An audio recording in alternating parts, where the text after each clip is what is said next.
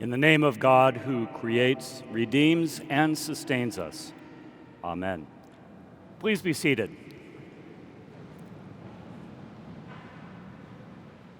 What a wonderful gospel reading we have this morning for such a wonderful day where we're baptizing new souls into the household of God. It's a wonderful, wonderful reading, and it's great to hear noise in the congregation. Isn't it? Because the sound of a silent church is the sound of a dead church. So we welcome the sound of young voices and everyone else on this happy Sunday where we perform these baptisms. You know, in reflecting on the gospel reading this morning, we're told very important words that these children will be raised with, and you parents and godparents and grandparents need to keep top of mind. And that is that as we love the Lord loves us. In this wonderful line that we have in the gospel this morning, the Lord makes his home with us. Wherever we go in life, all the ups and the downs, all the highs and the lows, the wonderful journeys that life takes us on, the Lord will make his home with these children everywhere they go. And that's a truth that we, people who are older than children, know to be true, isn't it? It is really true. In thinking about this day and this gospel, it made me think to my own family's beginnings in Christianity, let me say. And so I want to share a story this morning with you of how my family came to be Christian and came to be Episcopalian. And I'll tell you right off the bat, this is a love story. It's okay to preach love in church? All right, you're ready for a love story.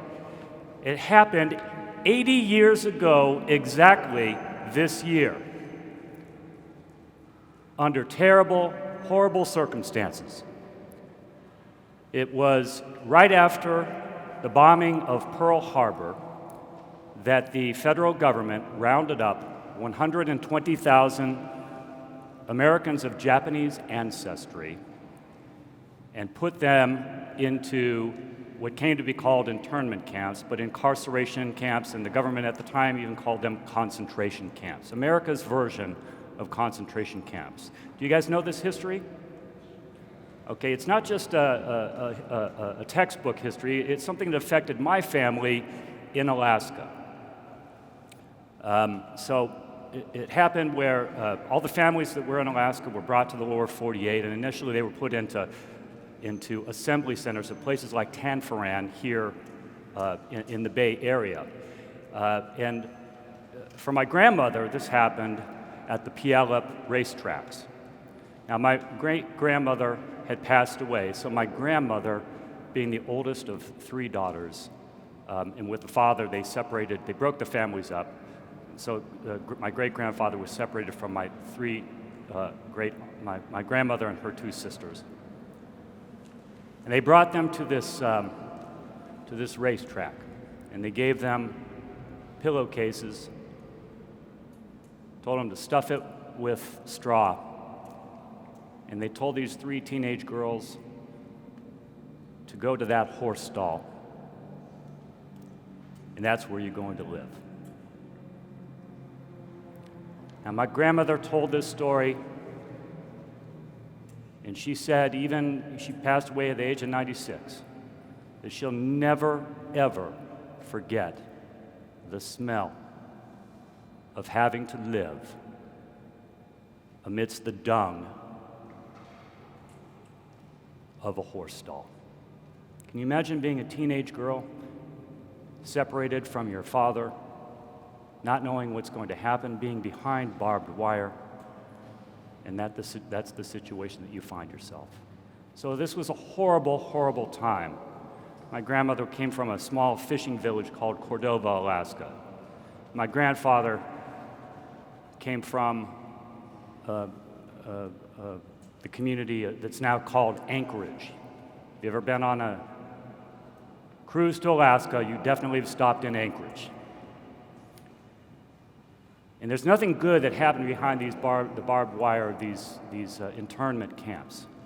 But if there is something good that came out of it, it is that this is where my grandfather, William Uzaburo Kimura, and my grandmother, Minnie Nitamura, met, and under the most awful circumstances imaginable, fell in love.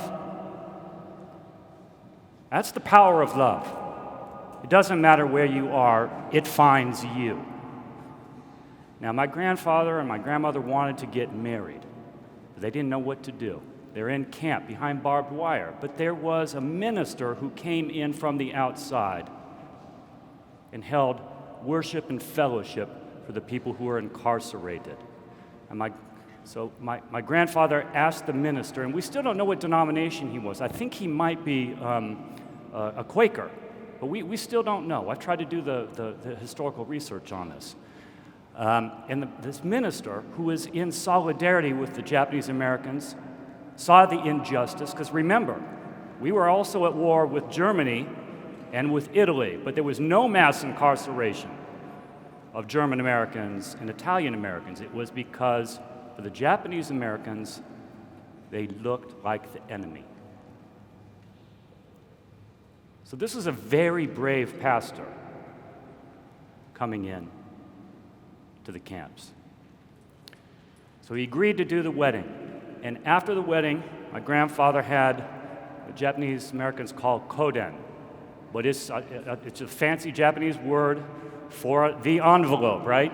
The other priests here know what the envelope is. You do a service, and afterwards someone comes up to you with the envelope. And we know what's in that envelope, and this minister knew what was in that envelope. My grandfather had worked in chain gang-like style for months ahead of time, picking sugar beets under forced labor around the camps. And they gave him pennies on the dollar for that work. But the money that he earned, he saved up, and that was what was in that koden envelope. And so my grandfather passes the envelope to the minister after the wedding. Now, this is important for the young ones here, because the adults, they understand this. In every individual's life of faith and walk with Christ, there are points of before and after. This is one of those points of before and after today for these kids being baptized. This was a point of before and after that spans now the generations. The minister did not accept the money, and my grandparents were very appreciative of the generosity of spirit of this minister in not accepting that money. However, you ever watch a TV show and they have this thing called keeping face, saving face? You guys heard about that? You know what I'm talking about? Okay, so in refusing my grandfather's money, while appreciated, it created this cultural imbalance. It put my grandparents in debt to the minister. And there was no way to really balance that out. So my grandfather said to him, "What can I do to repay this debt?" Now this minister was a wise soul. He said, "When you get back to Alaska, when your family moves back," because he saw what was going to happen afterwards, he said, "you're going to run into some difficult times. And you're going to need what the gospel called this morning a home with Christ. Find a church and join the church." My grandfather said after that they became Christian, and that they did so out of a Zen sense of obligation. A Zen sense of obligation. Now, my grandfather told me this story as I was getting ready to go off to divinity school, and I said, "No, wait a minute, grandfather, wait a minute. You're telling me, basically, that our family is Christian because they were good Buddhists?" He looked at me in the eye, he says, "Greg, Buddha work in mysterious ways." I was preparing for this sermon today. I was telling my brother about this. He said, Greg, do you realize that grandfather was quoting from Mr. Miyagi in The Karate Kid? I had 30 years I've known this story, and I had no idea that that's what he was doing. That's my grandfather. He had a wicked, wry sense of humor and a sparkle in his eye. And I imagine he's looking down right now and can't believe that his grandson is now preaching at this august pulpit at Grace Cathedral. Now, that's kind of a funny story of how the family became converted, but you know, we're talking about faith not as a single point of transition, but as a process in a life of living and Christ making his home with us, and that love being a constant. So after the war, the family returned to Alaska, and they found that the homes and the businesses had been destroyed and had been ransacked. My grandmother, she tells the story of going to the house of one of her childhood friends and finding the family wardrobe in that house. So she left that house, and she never entered that house again, and she never spoke to that family again either. That minister was very wise in saying that once you go back, find a house of worship, find a church, because with the community coming back and being suspicious of the Japanese Americans who did nothing wrong and spent years behind barbed wire to prove their loyalty, came back to hostile communities like Anchorage and like San Francisco, Oakland, and Berkeley. But my grandfather followed through, and what he did find was All Saints Episcopal Church in downtown Anchorage. And he found a community like this community here at Grace Cathedral, a place that was open and welcome and embracing of people who were largely reviled by the wider community. And importantly, my grandparents found a priest, Father Fenn, who I have got to believe was a brave and courageous man who took a stand when I'm sure parishioners came up and said, I don't know about this family, and he must have stood strong. So I thank God for the Episcopal Church, which has been a home, a place of loving embrace for my family in difficult times, from back then up until today. Now, this is the community that these souls are being baptized in. And it is important to remember that these efforts that we've had and these battles that have been fought to have an open and inclusive community continue on to this day. They do, don't they? Especially here at this august cathedral that has stood with the working person in the 1930s and has stood with LGBTQ folks during the AIDS crisis, that has lived through and has been one of the national leaders in promoting marriage equity, and with the wider Episcopal Church has made controversial yet prophetic stands on the right of a woman to choose the most sacred and difficult decisions that person would ever have to face without any fear of being cut off from the holy sacraments. Thank God for the Episcopal Church. Now, I tell you, yesterday my phone was lighting up with the news about that we all know about with Speaker Pelosi. And they said, you got to invite Speaker Pelosi to come to Grace Cathedral. And I was so proud of the Episcopal Diocese of California and Bishop Mark Andrus with the press release that he put out, because, you know, we are Episcopalians. We would never be so gauche as to try and cherry pick members of other churches. That's not how we operate. We're not. We don't proselytize and we don't beat people over the head with the floppy Bible. Nevertheless, it is important to remember something about the Episcopal Church.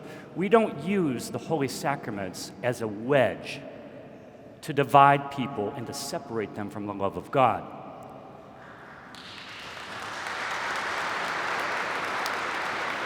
The difference with the Episcopal Church is this, and I know we say that all baptized are welcome at the Lord's table, but if anybody feels compelled to receive the Holy Sacraments, I don't ask them whether or not they're baptized. I figure that God is calling them and they're welcome, because this is not the church's sacrament.